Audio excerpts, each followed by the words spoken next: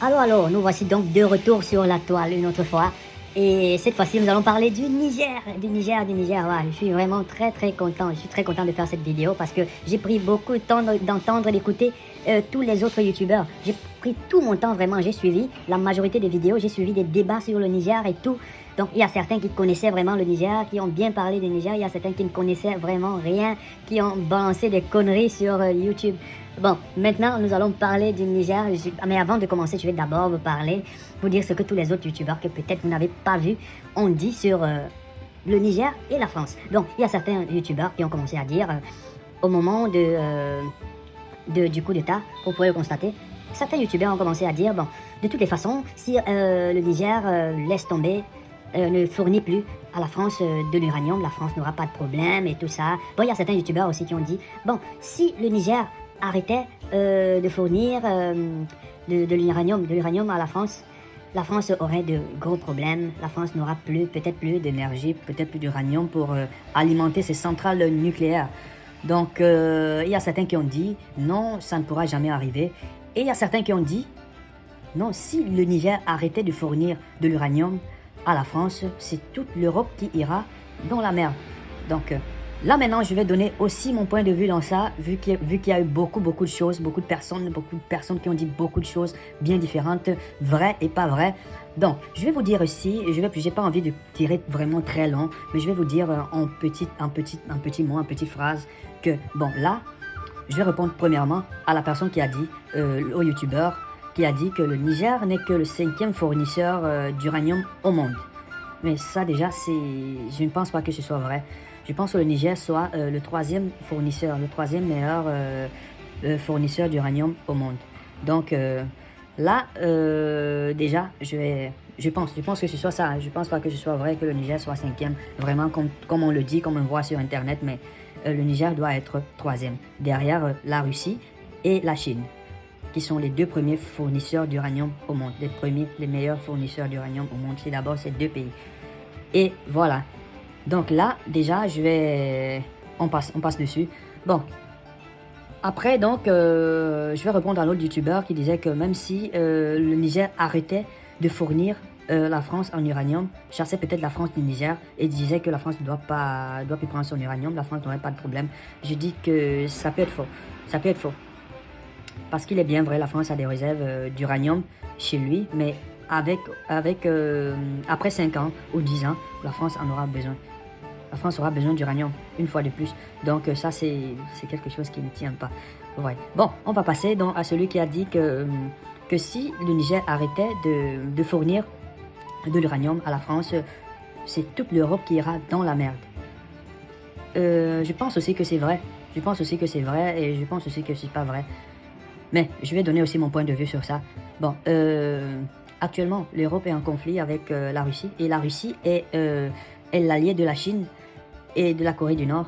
Donc, si le Niger arrêtait de fournir de l'uranium à la France, mais comment on ferait?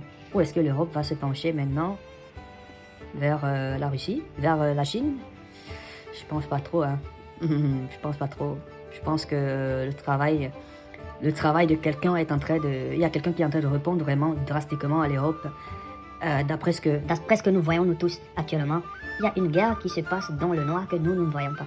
Donc là, si le Niger arrêtait de fournir de l'uranium à la France, et c'est vrai, hein, c'est vrai parce que la France ne se penchera pas vers la Russie, étant donné que qu'ils ont été parmi les personnes qui ont infligé des sanctions à la Russie, donc ils seront vraiment dans la merde totale. Et s'ils s'en vont, bon, bref, pour déjouer les sanctions, ils seront obligés de se pencher vers la Chine, qui est encore, avec qui ils n'ont pas tellement de problèmes. Je ne vais pas dire qu'ils n'ont pas de problème, mais les Chinois aussi vont leur visser, les Chinois vont visser toute l'Europe entière. Parce que vous voyez, il y a beaucoup de gens qui ne savent pas ce que je vais dire actuellement, mais savez-vous qu'il y a une partie de l'Italie qui est alimentée en énergie électrique par la France?